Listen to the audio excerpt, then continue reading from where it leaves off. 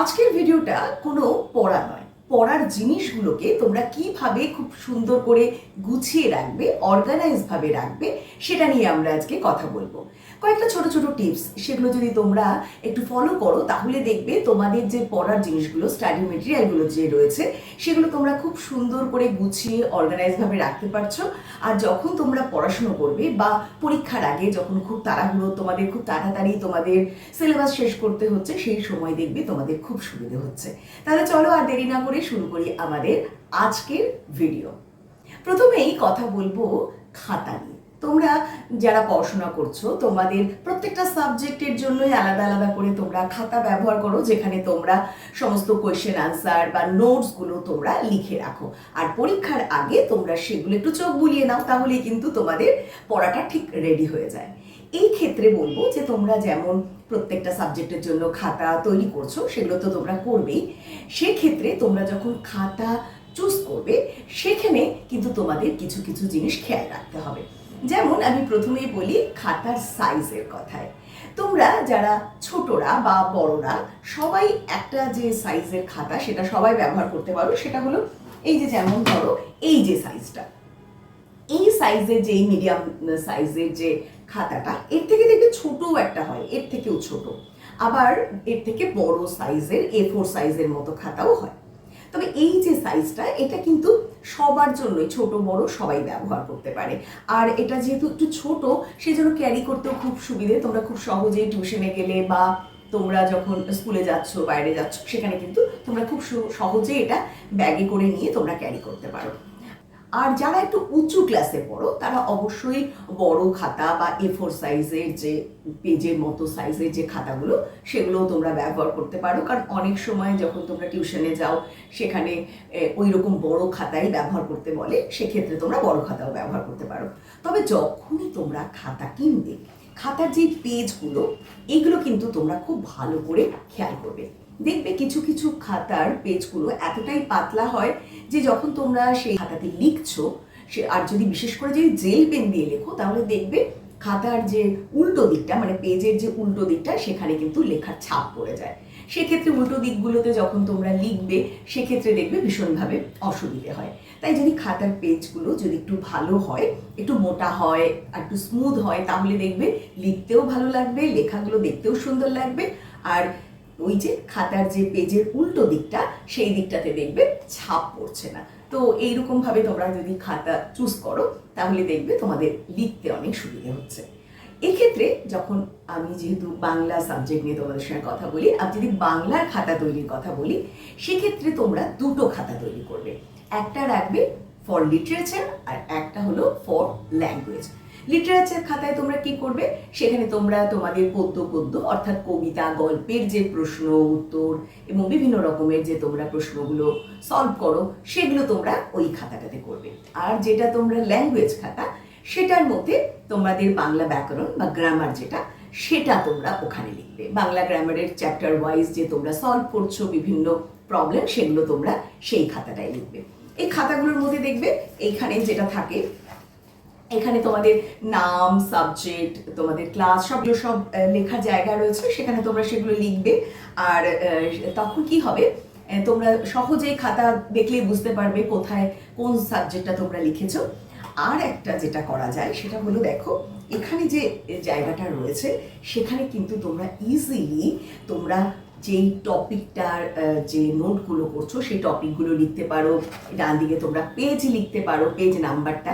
তাহলে কি হবে, পরীক্ষার আগে যখন খুব তাড়াহুড়ো, তখন তোমরা কিন্তু অনায়াসেই বইয়ের মতো তোমরা ওই পেজ নাম্বারটা দেখেই কিন্তু সেই যে পেজটা তোমরা খুলে নিতে পারবে।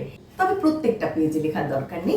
গ্রামারের ক্ষেত্রে যদি আমি বলতে চাই, যেমন তোমরা লিখলে এখানে সন্ধি, সন্ধি লিখে তোমরা লিখলে কোন পেজে পাওয়া যাচ্ছে, তোমার হয়তো পরীক্ষায় সেদিন সন্ধি পড়তে হবে, তাহলে তুমি সোজা ওই পেজটা উল্টে তুমি সন্ধির যে প্রশ্নগুলো বা প্রবলেমগুলো সলভ করছো, সেগুলো তুমি পড়ে নিলে। কিংবা কারক বলে তুমি এখানে পেজটা লিখলে, তাহলে যেখানে কারক লেখা রয়েছে সেই পেজটা তুমি খুললে এবং সেখানে তুমি পড়ে চলে গেলে। তাহলে যখন এই ক্লাস টেস্ট হয়, এইরকম যখন পরীক্ষাগুলো হয়, তখন দেখবে তোমাদের খুব সুবিধে হবে। এ তো গেল খাতার কথা। এবার আসি পেনের কথায়। কারণ খাতায় লিখতে গেলে পেন তো লাগবেই। রকমের তোমরা যে কোনো কালার ব্যবহার করতে পারো তোমাদের সুবিধে মতো, তোমাদের যেটাতে লিখতে সুবিধে হয় বা তোমাদের স্কুল থেকে যেই পেন বা যেই কালি ব্যবহার করতে বলে সেটাই তোমরা ব্যবহার করবে। তাহলে কি হয়, তোমাদের একটা প্র্যাকটিস থাকবে সেই পেন দিয়ে লিখতে লিখতে, তাহলে পরীক্ষার সময় যখন তোমরা লিখবে তখন দেখবে খুব তাড়াতাড়ি অনায়াসে খুব স্মুথলি লিখতে পারছো।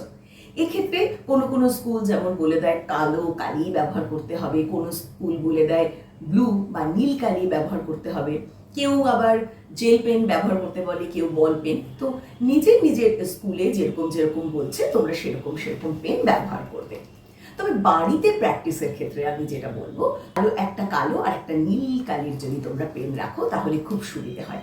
সেক্ষেত্রে কি হবে, তোমরা যদি প্রশ্নগুলো কালো কালির পেন দিয়ে লিখলে আর উত্তরগুলো নীল কালির পেন দিয়ে লিখলে, তাহলে দেখবে খাতায় ওটা পরপর যখন লেখা থাকবে সেটা যেমন দেখতেও ভালো লাগবে, আর তোমরা যখন পড়বে তখন দেখবে খুব সহজেই তোমরা সেই প্রশ্নগুলো খুঁজে পাচ্ছ, এবং যেই প্রশ্নটা তোমাকে পড়তে হবে সেটা তুমি অনায়াসে খুঁজে পাচ্ছ এবং তুমি পড়তে পারছো।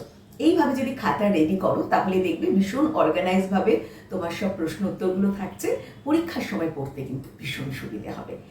আর এক্ষেত্রে আর একটা বলি যে নীল কালি কালো কালি তো তোমরা রাখছোই, তার পাশাপাশি তোমরা আরো যে কোনো একটা রঙের কালি কিন্তু তোমরা রাখতে পারো, যেমন সবুজ হতে পারে, লাল হতে পারে, এখন তো পিঙ্ক পার্পল নানা রকমের কালার পাওয়া যায়, এরকম কোনো কালারের তোমরা পেন রাখতে পারো।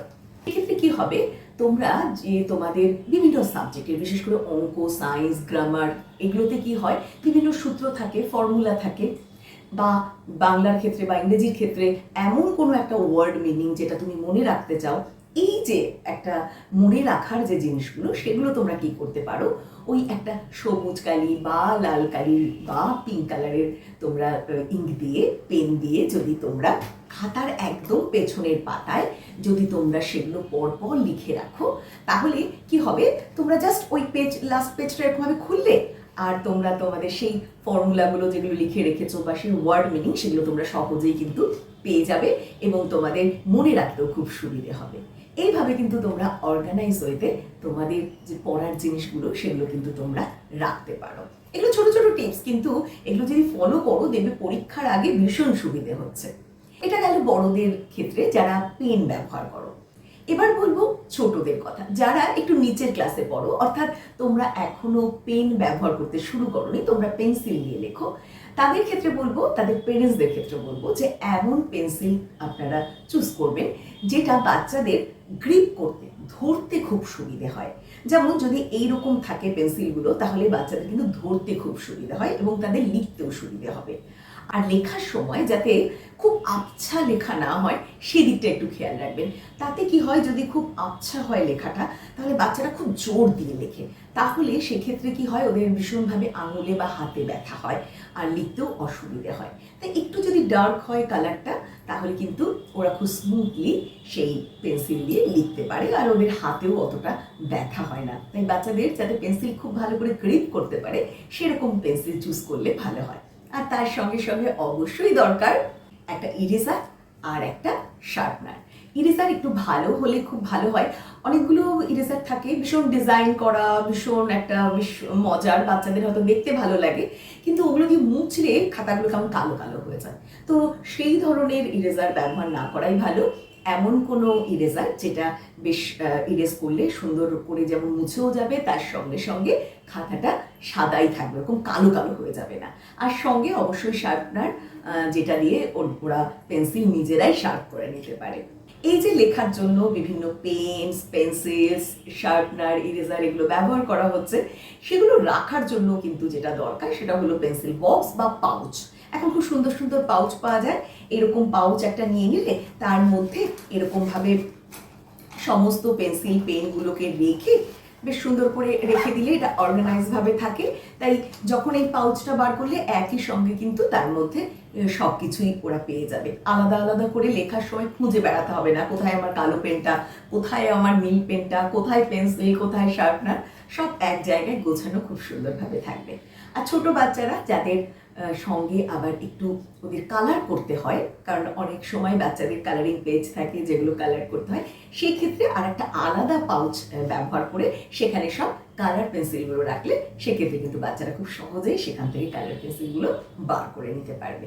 এইভাবে যদি একটু অর্গানাইজভাবে সব কিছু রাখা যায় তাহলে কিন্তু পরীক্ষার সময় বা পড়ার সময় জিনিসগুলো খুব সহজেই পাওয়া যায়। এরপরে আসি স্টাডি মেটেরিয়ালের কথায়। এখন বেশিরভাগ বাচ্চারাই তাদের স্টাডি মেটেরিয়াল উচ্চ ক্লাসই হোক কিংবা নিচু ক্লাস পিডিএফ ডাউনলোড করে সেখান থেকে প্রিন্ট আউট বার করে নেয়। সেক্ষেত্রে এই যে প্রিন্ট আউটগুলো সেগুলো রাখারও কিন্তু একটা জায়গা দরকার। সেগুলোকে যদি সুন্দর করে অর্গানাইজভাবে রাখা যায় তাহলে কিন্তু পরীক্ষার সময় বা পড়ার সময় খুব সহজেই খুঁজে পাওয়া যায়। সেক্ষেত্রে যদি এইরকম কোনো ফাইল তারা ব্যবহার করে যেখানে সেই প্রিন্ট আউটের যে পেপারগুলো সেগুলো তারা পরপর সুন্দর করে গুছিয়ে রাখতে পারে।